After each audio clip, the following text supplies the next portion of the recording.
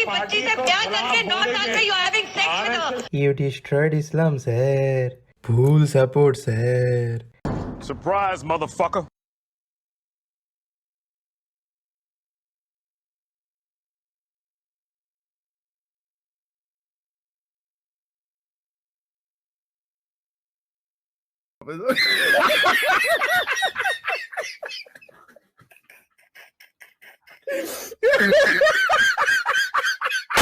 No, help her! You senile old man! You don't want to drink some water! Look after We leave, sir.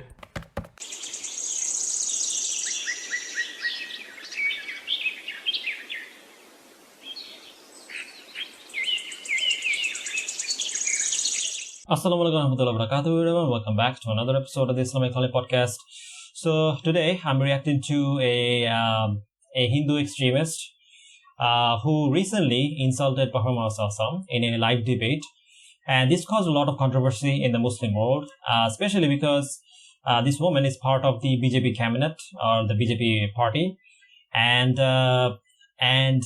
she has recently been kicked out of the party, as far as I'm aware. So let's take a look and see what she says, and then I'll make my comment, inshallah. Thank you. absolutely senile old You man. asked me a question. Absolutely senile old man. Courtesy to let me answer. He's absolutely senile. You Madam, senile old please, man! You don't want to drink please, some Bart, water! please. Look after your heart! Go ahead, You're just go ahead, counting go days ahead. on earth Yeah, anyway! hell up. You moron! How How dare! Who is she calling Buddha? I mean, has she seen herself? So in case you don't know, Buddha means old. It's kind of like a saying like you geezer. But has she seen herself? She's like a 60-year-old auntie. She's calling this guy like a Buddha.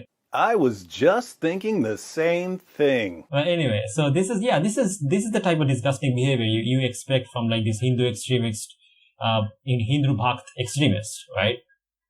So basically, she was having a debate.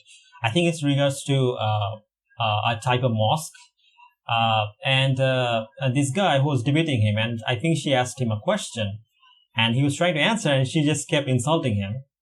And this is the type of behavior you see from this kind of like BJP Bhakts. They just cannot behave themselves. Absolutely disgusting behavior. And the thing is this the kind of behavior that Hinduism teaches? Good question. For example, in Islam, we believe that you shouldn't, if you cannot say something nice to someone, you shouldn't speak at all. This is one of the teachings of Prophet Muhammad Sallallahu. And in the hadith, it says, narrated Abu Huraira, Allah said, whoever believes in Allah and the last day should talk what is good or keep quiet. And whoever believes in Allah and the last day should not hurt or insult his neighbor. And whoever believes in Allah and the last day should entertain his guests generously. You can read about this in Sahih al-Bukhari, 6475. Now, you can clearly see the contrast between her behavior and what Islam teaches. Obviously, Islam teaches that us to behave, have proper mannerism, but clearly, her whatever strand of Hinduism she's following clearly doesn't teach this. Party. आजकल तो आपने देखा नहीं सड़कों पे अरे छोड़ो तुम्हारे उड़ते हुए घोड़े She's a clown. What is she talking about? So yeah, basically she's talking about the night journey, and she's just mocking it, saying like, oh, you're flying horse and whatnot. I mean, dude, in your religion you have a monkey god. What are you talking about? Like, do you not know about your own religion or what it teaches? Like, you have human hybrids. What are you talking about? I mean, you even have flying mountains in your religion. Like, do you not know what your religion teaches? You have women with 10 hands. What are you talking about? I mean, and this is why people say, you shouldn't throw stones when you have glass house. And yeah, these people are talking about, flying horses. First of all, there is no flying horse in Islam. There was a creature that was sent to Prophet Muhammad, but he was not a horse in any way, shape, or form. He was a type of creature that doesn't exist on our world. He was something very unique. And we have a description of this. Now, the thing is that I don't have an issue with miracles. I understand that if, God or gods exist, then obviously they can do a lot of reality-defying things. But so why is that like something to mock about? Like, you're not an atheist, dude. What are you doing? You're basically shooting yourself in the foot by mocking our belief in our miracles. She's actually mocking her own religion, which is just absolutely bizarre. I mean, you have like Ravana, who has like 10 heads and all this other kind of nonsense, and you're talking about like horses, flying horses. Actually, flying horses sounds way more plausible than anything in Hinduism. Or here she's committing the fallacy of inconsistency. She's not being consistent. I mean, like, her own religion has things that are way more bizarre than anything in Islam. So this is bizarre, but regardless, let's continue. साल की बच्ची से प्यार करके 9 साल में you are having sex with her. इससे profit मोहब्बत है. बोलना शुरू कर दूं मैं. What a clown. This whole thing about Aisha Radhanu is something I already debunked. You can check out my video on Apostate Prophet and the Prophet's marriage with Aisha Radhanu. This was something that was completely normal in 6th century or 7th century. Christians did it, Hindus did it. Like, all religions allowed marriage with girls who have reached puberty. That was the age of consent, and that was the age of marriage. So this wasn't something abnormal. This is completely normal. And also, the thing is that in Islam, we do have a legal age of marriage. And the legal age of marriage is from 15 to 19. Now, there can be some exceptions to this. And those exceptions are usually when the boy or the girl reaches puberty. Okay, that is the only exception. If they reach puberty really early and there's a good reason to get them married, only in those cases can they get married. Okay, like for example, some kind of political reason or some kind of social economic reason, right? Because Aisha, she reached puberty really early and she was mature. And I've proved that in 2 videos that I made on this topic.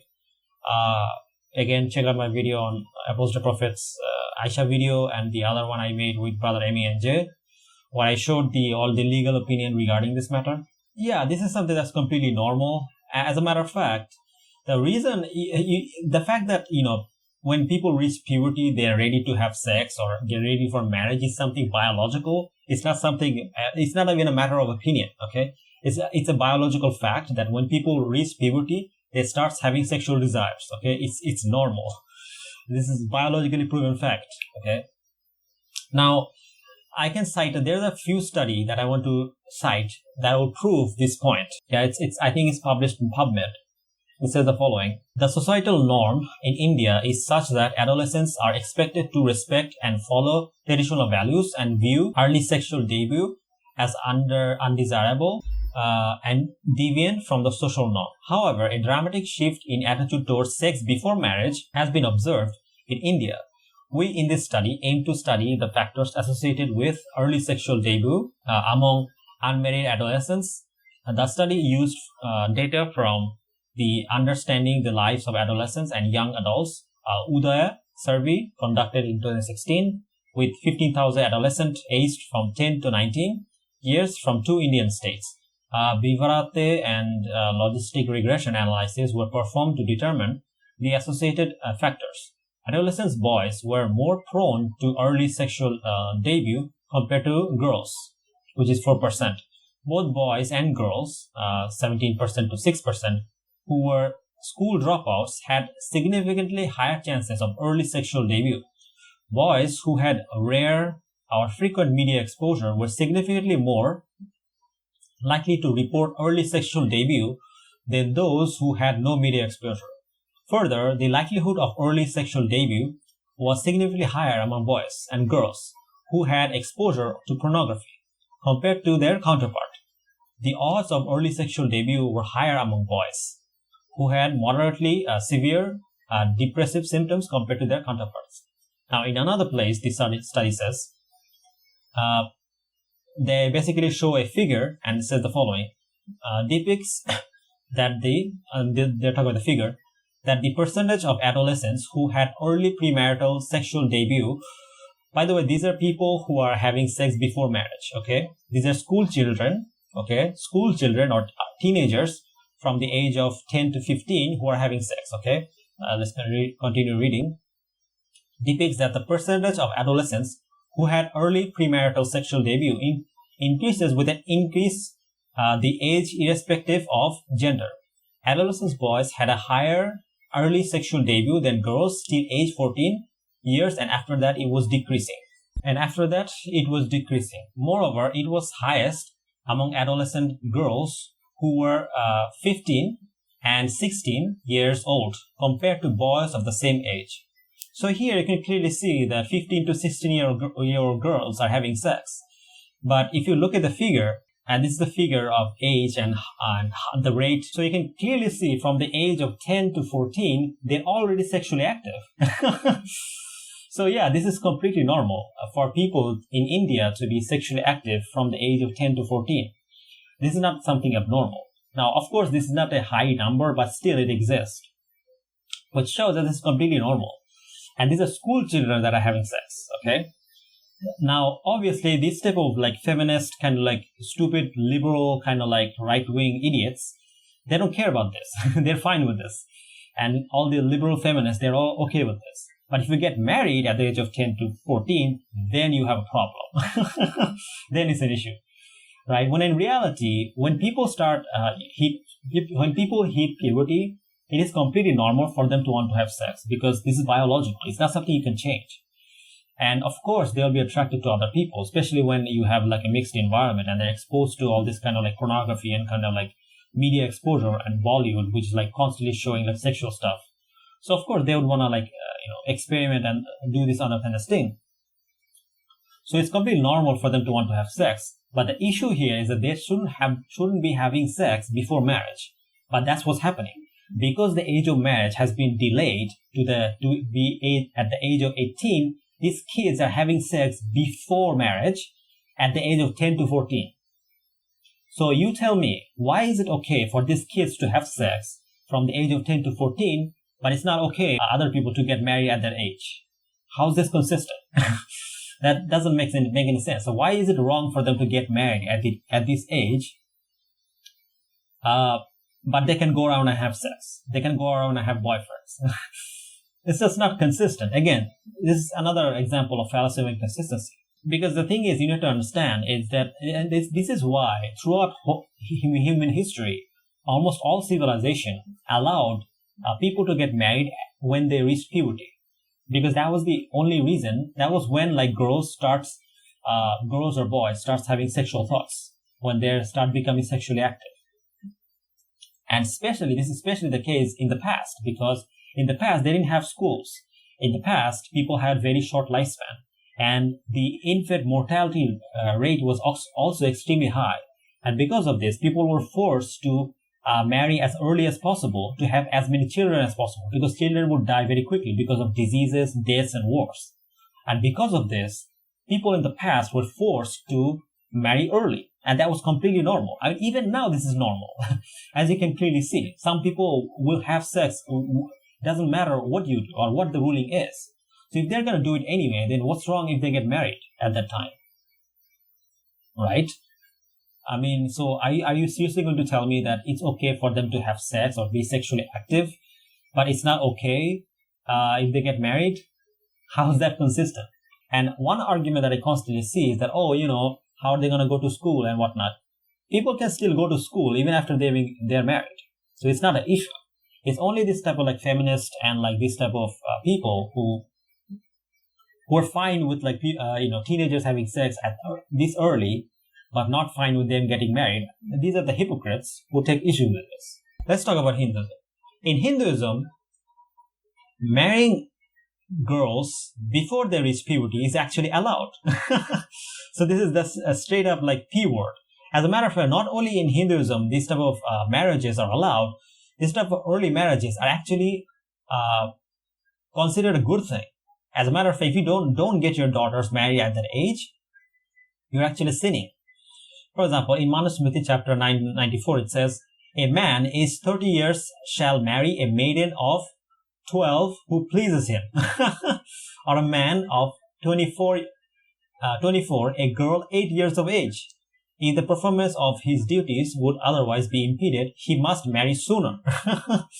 So yeah, in Manusmriti, they're clear-cut saying that, a 30-year-old man should marry a 12-year-old girl. And they're saying that a 24-year-old man should marry a 8-year-old girl. So yeah, this is completely allowed in Hinduism. In another place, in Mahabharata 44, it says, a person of 30 years of age should wed a girl of 10 years of age, called Nagnika, or a person of 20 years of age should wed a girl of 7 years of age. Now, one thing you need to understand is that these girls are not girls that have reached puberty. Okay, this is actually quite bizarre, because this is not normal. This is clear-cut, the P word, and this is completely dangerous, because these girls are not ready to have sex in any way, shape, or form. Yet Hinduism allows this.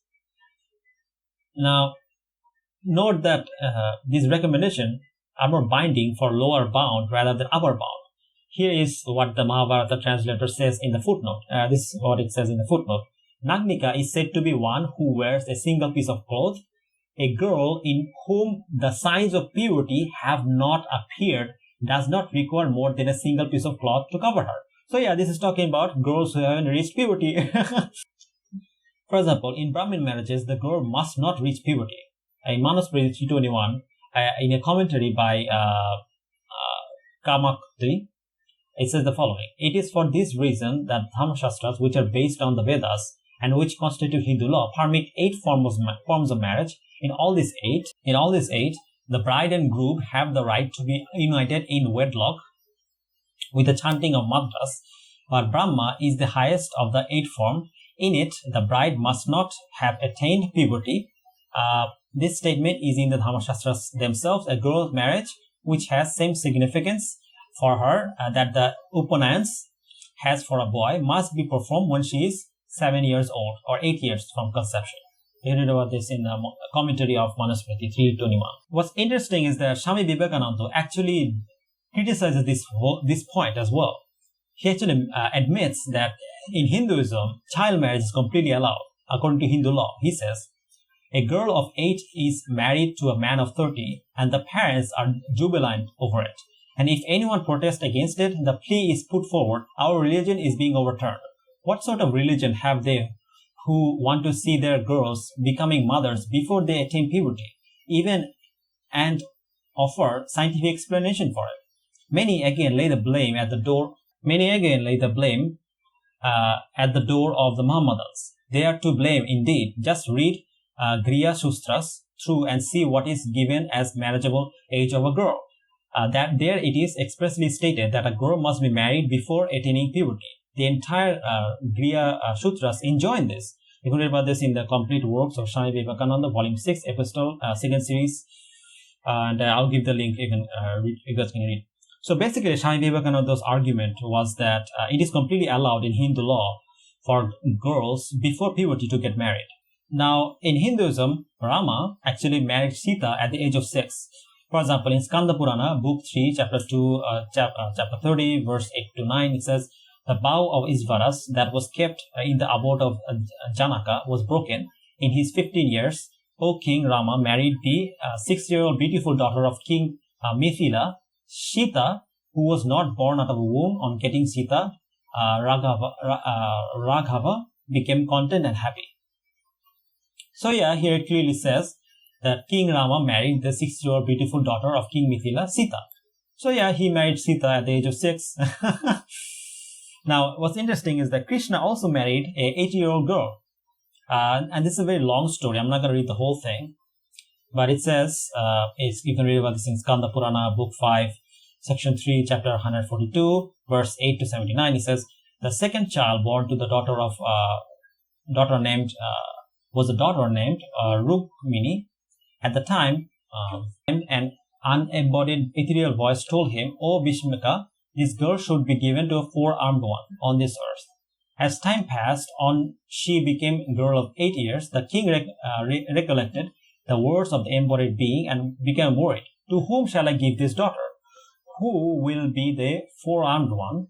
In the meantime, the chieftain of Sede came from the excellent mountain Aravita. He entered the royal place where King Bhishmaka was present. But seeing him arrival, the king duly abhorred him. He was taken to the royal court and given proper seat. This day has dawned meritoriously. I was eager to see you. O great king, my daughter has come to the age of 8 years. ethereal voice of an unembodied being has told me that she should be given to four-armed one. On hearing the words of Vishmika said, thus my son is well known for this, for all the three words as the four-armed one. Vishmika, let this girl be given to Shishpoka. On hearing the word of Damashka, the king Rumini was betrothed to Shushpila by Vishmika. So yeah, it says that she was betrothed to Shishupala, which means she was, married to this at the age of 8. She was married at the age of 8, or at least she was betrothed. I think later on, she then later on goes to Krishna, and then later on Krishna is the one who marries her. For example, it says, now, O Lord of Devas, Rukmini is offered unto you by me. So he later offers her to Krishna, marry her duly in accordance with junctions. When Rukma went back to Krishna, invited excellent Brahmanas, they were the 7 mental sons of Brahma. So yeah, she was basically the first wife of Krishna, and she was 8 years old when she was married to him. Then in Padma Purana, you can read, it says, you can read this in 118:2-15. A man should marry his daughter as long as she has not attained puberty. In Vajiha Dharma Shastra, it says, out of fear of the appearance of the menses, let the father marry his daughter while she still runs about naked. Let the father marry his daughter while she still runs about naked. For if she stays in the house after the age of puberty, sin falls on the father. So they're literally saying that, if you don't get her married before she reaches puberty, if she doesn't reach puberty and she's still in the house, then you will be sinning. And you can all read about this in Manusmriti, in the commentary of Manusmriti by Medahiti. I'll post Medahiti is a great scholar, by the way, in Hinduism. I'll post the link, inshallah, you can check it out. So here, in Hinduism, they clearly allow, girls to be married before they reach puberty. And the fact that these Hindus have the audacity to criticize Muslims or Islam or Prophet Muhammad is bizarre. It's absolutely bizarre. If you guys like the video, like, share, subscribe. And if you guys want to support the channel, then please consider supporting me on Patreon or become a member on YouTube. This would help the channel a great deal. I kind of fixed the mic issue. Hopefully the sound is a lot better now. But either way, thank you guys for watching, and inshallah I'll see you guys next time. Jazakallah khair. Assalamu alaikum wa rahmatullahi wa barakatuh.